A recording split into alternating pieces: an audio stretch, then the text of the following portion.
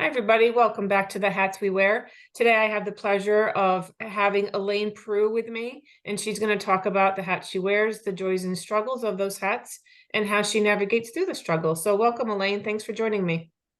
Thanks so much for having me. I'm excited for our conversation. I am too. I am too. So tell us what hats you're wearing right now. So, right now, I am wearing the hat of health coach and volunteer, teacher, daughter, sister, friend, lots of different hats. Which hat would you like to talk about? Which one resonates the most with you that you think, oh, I want to talk about the joys or struggles and like how you navigated through? Which one resonates most that you think the listeners would want to hear about? Well, I would love to talk about teacher, that has changed a lot, Mhm. but I'm still teaching a little bit. But I'd love to talk about my experience as an educator. Yeah, please do, because I taught middle school science for 17 years. So Yeah. Yeah, so I started teaching in 2017 and I decided I wanted to be a teacher in my freshman year of college. And I was going to go into Teach for America. I was going to help change the education system. I was very ambitious. Mhm. And as we know, there are a lot of issues in the education system. It's a very complex system, and I ended up teaching in a massive school district in Texas, and it was really challenging. And because I was so purpose driven, and I was like, I want to help and I want to do good, I like dove all in, and for 5 years, that was one of the main hats I wore, and I kind of let a lot of other things fall to the wayside. Can I stop you for one Um, sec? What grade did you yeah, teach? I taught first and second grade. Okay, so the littles. Okay. Yeah, yeah, little one. So I didn't have to deal with the testing, but it was still like in the culture. So my first year teaching, I was working 14-hour days for the first 7 months, and then I was burned out. So just dragged myself through to the end of the school year, but kind of repeated that pattern year after year. And I just could not find balance. And I don't think I was necessarily looking for it or even aware until maybe my last year that I had um, just put everything of myself into being a teacher. And then when I decided to leave, that was the real struggle. Okay, so after 5 years, you left the field? Yeah, so I decided to leave teaching. My dad had gotten sick the year before, and I was dealing with some of my own just like burnout health issues. Um, and so I decided to leave teaching after my fifth year. And when I left, I started a grad school program. Oh, so I'm also a student right now. Grad school program. And then I started to build my health coaching business, and everything was online. And for so long, my identity had been Miss Prue. I was Miss Prue. All my coworkers called me Miss Prue. My students called me Miss Prue. Their parents, like, that was who I was. And when I left teaching, I didn't really have friends or a community outside of teaching. It was just that was my life. That was my world. And so it was wild to figure out like who am I if I'm not Miss Prue? Yeah, and it's a young age to have that identity crisis as well. So that's Yeah. interesting that it happened at that time. So how did you Hmm. navigate out of it? So I recognized that I really needed community, and I needed to make a concerted effort to get out and meet people because I was doing everything online. And then also just to like figure out who I am. And I think that we a lot of times can figure that out through interaction with other people and seeing parts of ourselves or seeing things in others that we want to emulate and become.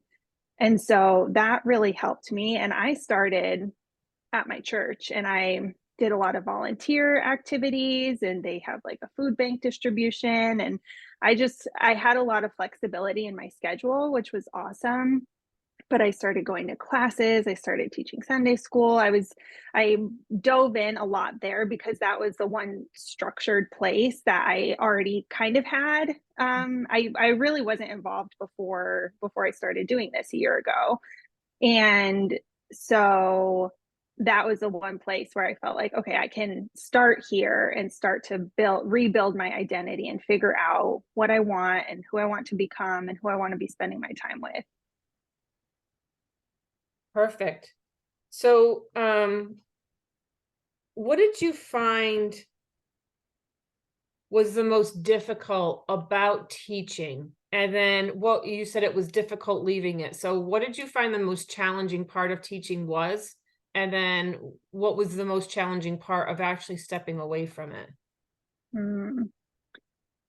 The most challenging part of teaching was for me the bureaucracy of it and having all of these things that we were required to do and documentation and reports, and that didn't really impact the teaching, didn't impact the kids, and in the like amount of time that I was spending on that compared to, how it was helping the kids.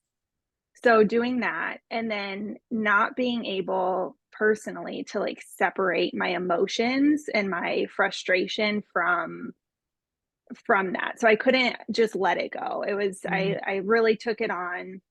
And so that is kind of what ultimately ate away at me and made me want to leave teaching, because I loved the kids. I loved Mhm. teaching. I loved being creative. I loved, being in front of the kids and seeing those light bulb moments. It was Yeah. really fun job, but it was all the other stuff that wasn't teaching that was frustrating. Yeah. So then so you've got this frustration and so what was the difficulty with pulling away from it? Was it because you weren't going to be with the kids anymore? It was really like the purpose and the passion that I had gone in with this intention to help change the Oh, education okay. system. And I really didn't, I'm sure, I impacted lives, of course, Mhm.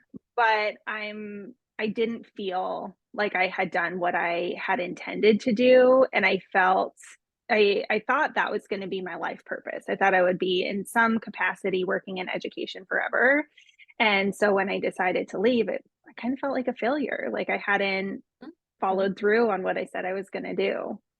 And what was the catalyst to you actually deciding? Because after 5 years, and that's so typical, the first 5 years are usually 3 to 5, Yeah. is when people leave the field.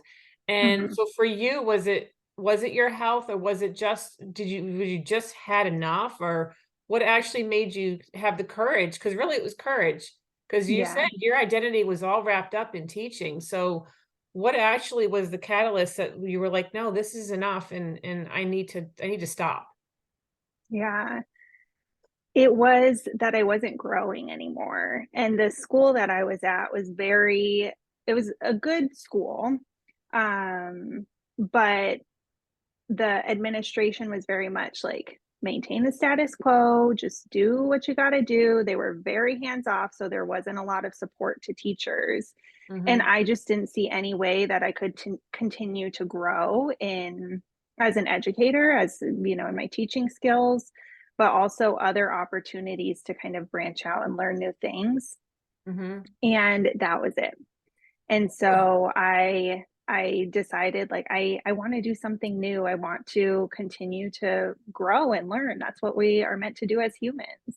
I think that's the reason I wanted to get to that, is because I think no matter what field you're in, if you're miserable, if you're not happy, you need to really sit and think, all right, am I happy? Or is there something else I'm meant to do? And it feels like you just knew there that you weren't growing anymore. You were staying stagnant and that you needed to move on. And for the listener, that's a lesson. If you're not feeling like you're where you're supposed to be, that's a nudge to get out. So kudos to you for doing that. Um, Yeah. so And how I did think you I just want to add to yeah. that I think like when I came out of college, I, had this purpose and I was like, this is what I'm going to do for the rest of my life. And then when I decided to leave teaching, I realized we have so much time. And like sometimes it doesn't feel like it. And especially I'm 30. So especially around this age, there's so much pressure to have everything figured out and to get the job and get in the relationship. And we have so much time. Like I think about how many more years I have to work, 30 plus. I can do so many things. We don't have to, if we commit to something, it doesn't mean that we have to do that forever. And Amen. so we really Yeah. want to like live and do things that feed our soul and that Yes. are help us to grow and to learn and to expand. I couldn't agree with you more. This what I'm doing right now, starting my own business, is my third reinvention of myself. I was a lab Wow. tech for 10 years coming out of school. So I got my degree in biology, and then I taught for 17 years. And then I stepped away from it when it wasn't serving me anymore. But I used to see colleagues of mine that were like, no, I'm going to put in the however many years, I'm going to retire doing this, but they were miserable. So, and I think you hit on an important part that just because you aren't in the same job doesn't mean you're not fulfilling the same purpose. So you had that purpose that you wanted to change the world.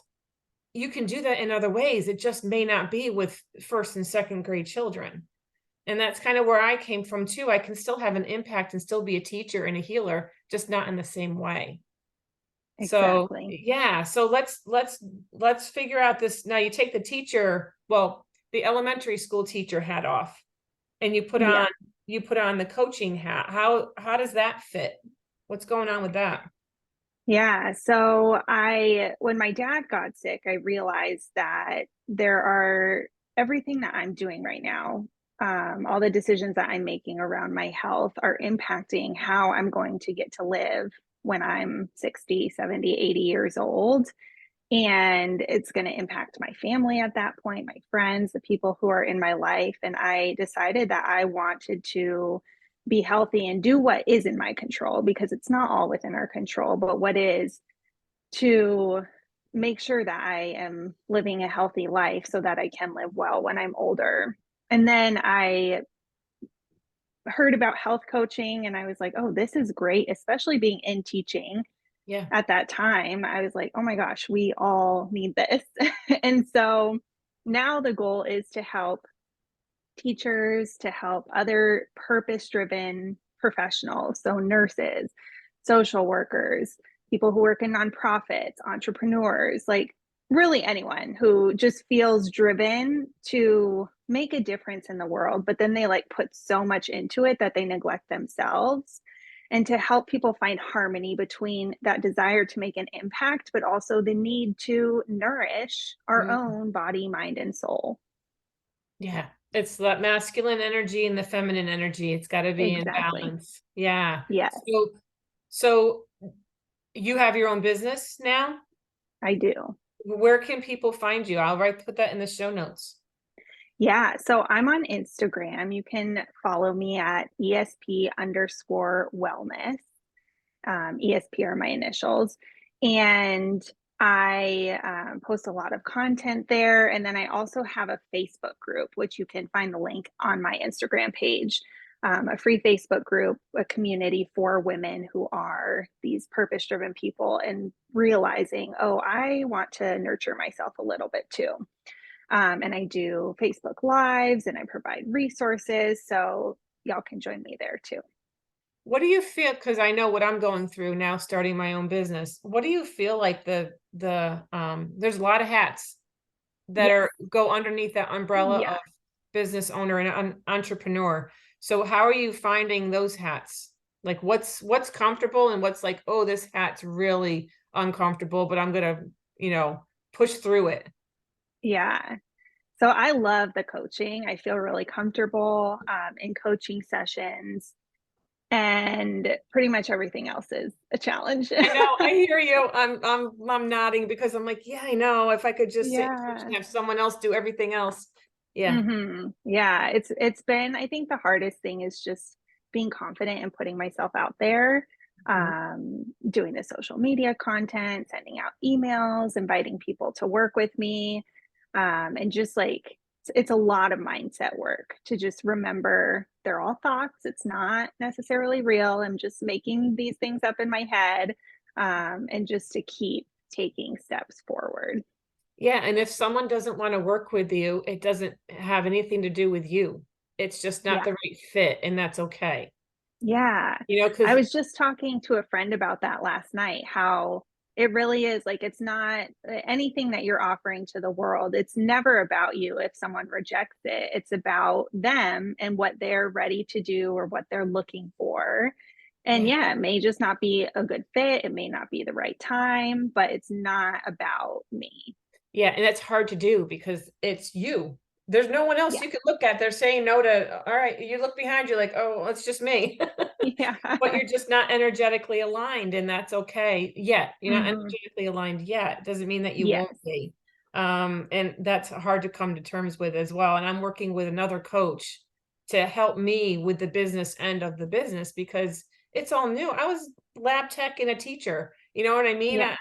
I can get the content out. I feel comfortable with the content. Being a teacher, I'm comfortable with myself presenting Hmm. um, and that part of it, but the business part, I never took a marketing class. I never, you know what I mean? So I think it's important to know when to reach out for help and know what you don't know. And Absolutely. and stay in your lane and like, okay, I need someone to help me with this because I just don't know. Otherwise, you can Hmm. choose to sit and struggle for way too long, or you can ask Yeah. for help. And sometimes we don't like to ask for help. And I know I used to be one that was like, no, I can figure it out. But now I'm like, no, please help. My hand is up. Yeah. Teacher, pick me. Because I need Yeah. help. Yeah. There's nothing wrong with asking for help. hmm You can hear my dog in the background. Sorry. Yeah. That's all right. So what hat are you looking to put on? Is there anything you're like, oh, I really want to try such and such? Or are you pretty much, no, I'm good right now. I want to just figure out this lane that I'm in.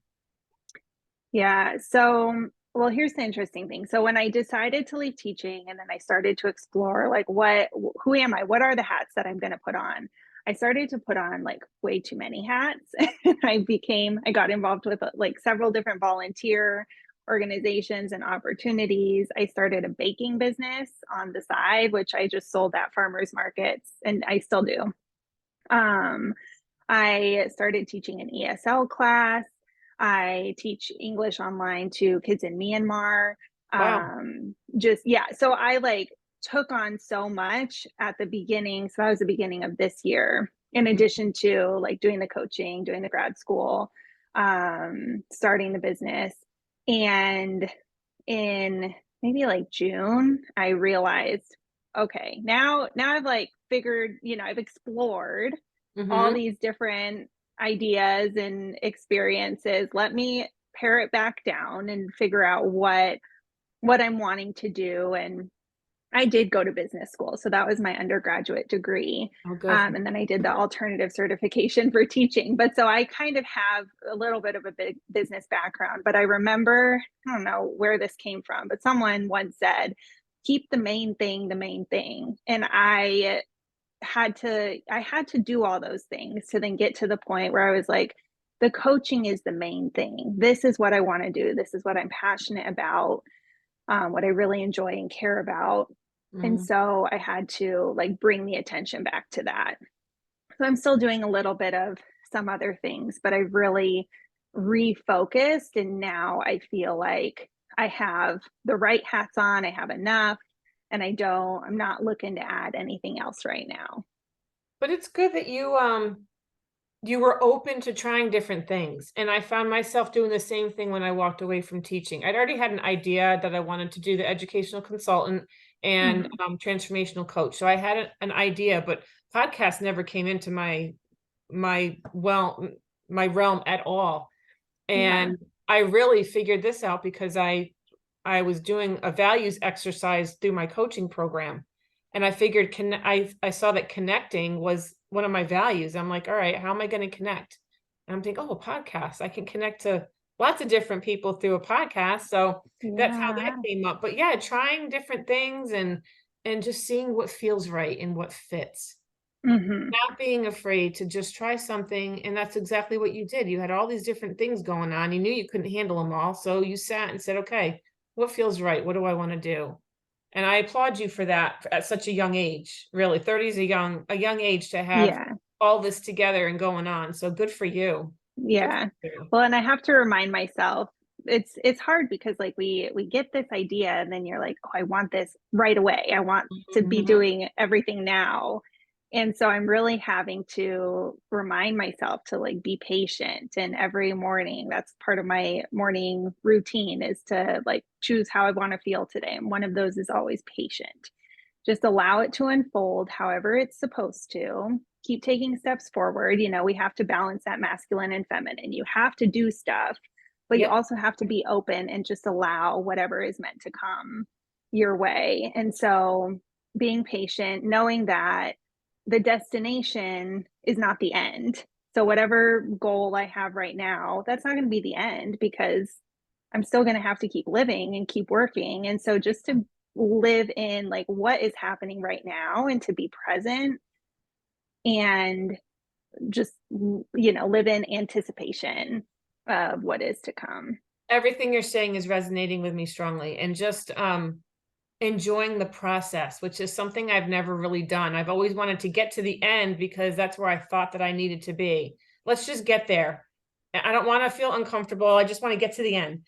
And Yeah. now it's like, okay, I'm uncomfortable. Let's see what this is all about and how can I enjoy it and what can I learn from it?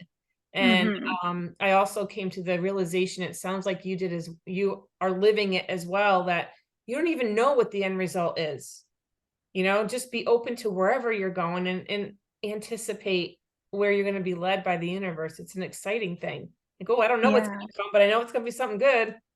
Yeah. And yeah, just to like keep holding the vision. You can have that idea of where you want to get Hmm. and not we never know like how we're going to get there, what are the steps we're going to take, but just hold that and think and something better. I want this and Yeah. something even better because we just don't know, but we are capable of so much more than we think we are. It's so interesting how my energy is attracting. I'm just paying attention to the people that I'm interviewing that I don't know. Because now I'm Yeah. getting to where I'm interviewing, my friends I already interviewed, they already signed up for the Yeah. podcast. Now I'm starting to interview strangers. And it's really interesting who I'm interviewing, because there's a thread of energy, metaphysical energy, like spirituality, understanding everything happens as it's supposed to. And all these guests, it's just amazing. It's just really exciting for me, because this is how I wanted to connect, and just understand that there are more similarities between us around the world than there are differences. It's just crazy. And everything that you just said is spot on. Spot on. I love Yeah. it. I love it. Is there anything else that you wanted to share about yourself or your path or a struggle or anything else you want to share with the listener? I don't think so. I just want to reiterate the idea that like the journey is the destination. The destination is the journey. We're not we can have the goal, but that's not life. Life is what we're living day to day. It is the journey. And so you said it, to just like focus on the journey and be present in what you're living right now because that's it. And if we are always focused on the future, we're missing our life. Yeah, we're missing right now. We're missing the joys Yeah, of right now. If we're always looking to exactly. tomorrow, well, tomorrow I'm going to. No, what are you doing right now? Are you enjoying Hmm. looking outside at the sun or something? You know what I mean? Just gratitude. Just Yes. gratitude for where you are at this present time, because it's going to get you where you need to go next. Yeah, Yeah. absolutely. What are some other tools, I'm curious, that you use with your clients or that you encourage others to use to like be present and to step into this energy? A big part of what I do is and you have to be, as well as I do, when you're a coach, you've got to be careful because you don't want to put your beliefs on a client. Um, Hmm. so understanding and having that rapport is important, number one. But if I don't have that rapport, or if I have that rapport yet, or I have someone who's got vastly different beliefs than I do, I can at least present energy, metaphysical energy, because there's a science to it. So Hmm. there's no religion attached to it. It's not spirituality if you don't need it to be. I believe Hmm. that it is. It's a universe, but you can have a science component to it. So I feel like teaching people how to trust themselves is the real most important thing. And there's a whole bunch of steps of how to get from not trusting yourself to trusting what you feel. Um, Mhm. so that's like, it's like a blueprint, how to get from A to B, all Yeah. those steps in between. And just meditation is a huge part. And it doesn't have to be sitting cross-legged saying Om. It's like just quieting your mind, just looking out. Like I'm looking out my window right now at the leaves. I can say, oh, look at that color. Look at the shape of the leaf. Just something that takes you out of all the chaos and the noise that's in your head. A lot of people don't know how to do that. They don't know how to, or they're afraid to sit in silence. So, and that's okay. So don't sit in silence, but at least be present. At least be present. And when you're taking a walk in the woods, oh, look at that stick. Look at the shape of that. Isn't that cool? Just being aware of what's around you. And also, I really try to encourage my clients to journal because it gets the mess out of their head onto paper. So that clears their mind as well. And that's a good way to connect. Once you get the mess out and you feel comfortable sitting, if you're journaling, you can then connect. You can connect that way. And whatever's coming out through the pen is what you need to hear, you know? So I usually will have them, okay, write a question down at the top of your paper. And after they've brain dumped whatever they need to dump, then they look back at that question and they sit with it. And then whatever comes out is like an answer to that question. So I think for my clients, it's getting quiet, learning how to be quiet is really a challenge for some of them because they don't know how to do it. They've always had the TV on or the radio on, or they're talking to someone else and they don't know how to be quiet. But meditation in the different forms of it and not scaring people with it, because a lot of people really think, oh, it's hard to meditate. No, it's just quieting the mind is all it is. So I try to demystify meditation too. Sure, it can be a deep meditative state if you're used to it, which I do. I like to meditate. I like to I like to envision, the light coming through me, and I love all that, but not everyone does. Not everyone subscribes to that. But they can subscribe to taking a walk in the woods and paying attention to what they hear, see, feel, the crunch of the leaves. That's my daughter, sorry. Yes, Hannah. Yep. So yeah, that's what I focus a lot of my coaching on. And of course, whatever they come in with, I have exercises that I do with them and just to transform their way of thinking. Yeah. Yeah. Yeah, I think a huge thing that like in coaching, coaches empowering people to trust themselves. That's something in health coaching that we say, like, you are the expert on your health and your body. You Mhm. know, and yeah, you may need some guidance, you may need a little bit more information, but like, I'm here to just hold the space and to walk you through a process of discovering what Yeah. you already know. You have it inside of you. And so, how can you bring that out and trust yourself? And meditation is something that I've always known about. I grew up, we did it at my church, and but I've just started to really be consistent with it in the last few months, and I'm taking a course right now in grad school on mindfulness and meditation, and the science is wild. It is powerful. And so I know that and I've already seen, transformation in how I'm experiencing my thoughts and experiencing my Yeah. day-to-day life Yeah. because I'm just a lot more mindful of what is happening up here in my brain, which is where everything pretty much is created. Our whole Yes. reality Because is it just change your perception. mindset affects the energy. It affects your energy that you're giving out. So if you have an energy that you're giving out that is not in alignment with where you want to go, you're going to be attracting things that you don't want.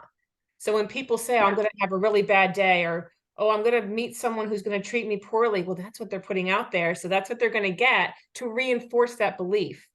Yeah. So coaching, the thing I love about coaching is I don't tell anybody what to do. I just Hmm. ask a bunch of questions, which is why at the beginning I said I'm a Yep. curious person, so I'm just going to ask questions. And it just gets them to think in a different way because they have all the answers. They just need to uncover all the stuff that's on top of the answers, all those beliefs that are no longer serving them, that they've held Yeah. on to and they've dragged. I mean, if we could have a visual for the weights that are on us that we drag through our life that aren't serving us, that would be a powerful visual. And then what we can feel like after we let go of those weights. But a lot of people, I always equate, tell my clients, I said, right now you're sitting in a dirty diaper and you're used to that. You've been sitting in it for so long, you're used to it, you know what to expect. And you have to sit in a dirtier diaper in order to get that clean diaper. And a lot of people don't want to do that one step because they have to face everything or at least Mhm. figure out how to unpack it. But then it's a clean diaper and you're relieved and you're feeling lighter. And so that's what I love about coaching is I don't have to have any answers. I just need to be curious and know what questions to ask and what exercises to do for whatever my client is feeling at that time. But yeah, that Yeah. energetic alignment is huge. And once you start seeing it, you can't unsee it. Once you Mhm. see, oh, this is the effect of my thinking. All right, you really can't unsee it after that, unless you really don't want to transform. And maybe that's where you are right now. Maybe you're just not ready. Yeah. And that's like a safety mechanism that we have in our brains to protect us Yeah, and to remain in that certainty, even if it's a uncomfortable and it messy sucks certainty. and yeah, we don't like it. At least we know what's going to happen. Yeah, And so we have to get uncomfortable with the uncertainty of change and acknowledge and have faith, just like believe that it's going to get better because it will if we allow it to. yeah. And that's where the mindset comes in and understanding that there is a better possibility out there. And that's the first step is knowing that there's more for you. Mhm. You know, if you can get to that point, then you can get to everything else. But that's Yes. really the first step is just being willing. And if they're coming to me, they're usually willing. They're Mhm. coming for a reason. They're like, I've had it. I need help, you know? Yeah. So I can usually get them over that finish line just because they're willing to at least look at it. If not completely, at least they're willing to start looking at it and Mhm. start unpacking it and be aware. And I love that you mentioned mindfulness and holding space because that's something that I've learned to do over the years as well is just be quiet. Just let someone talk and just hold space. Sometimes that's all they need is to just verbally vomit and just get it all out, get that energy out. Yeah. And I think educators are great. I've noticed this in working with other coaches. I'm like, "Oh, here's this tool from teaching that I use in coaching," and the wait time and just being Mhm. silent and allowing whatever comes out to come out, but being okay with that silence is powerful. Yeah, and I think teachers are teachers. It just depends on who we're teaching. So Mhm. I don't tell anybody I left teaching. I said I just stopped teaching middle school. Yeah. Because I'm just always gonna be a teacher. I was before I started doing it as a full-time position. Every job I had, I was the trainer. I would train the new people coming in. So, you know, when I was in the lab, we got a new person. Okay, Beth, here you go. Here's a new one. So, you know Yeah. what I mean? And you're doing the same thing. We're just not in the education. We're not teaching little kids anymore. I'm not teaching Mhm. middle school. You're not teaching first and second grade, but we're still teachers, you know? Yeah. So Yeah. I love that. It's been fun having a conversation with you. We I could probably go on know. for another hour easily. Yeah. So thank you so much for joining me. I so appreciate getting to know you and hopefully we'll connect more and in some form or fashion. Who knows how it's going to happen, but I have a feeling that we might be connected somehow. So thank you, Elaine, Yeah. for joining me. Thank you so much. And to the listeners, thanks for joining us today. And I'll catch you next time on The Hats We Wear.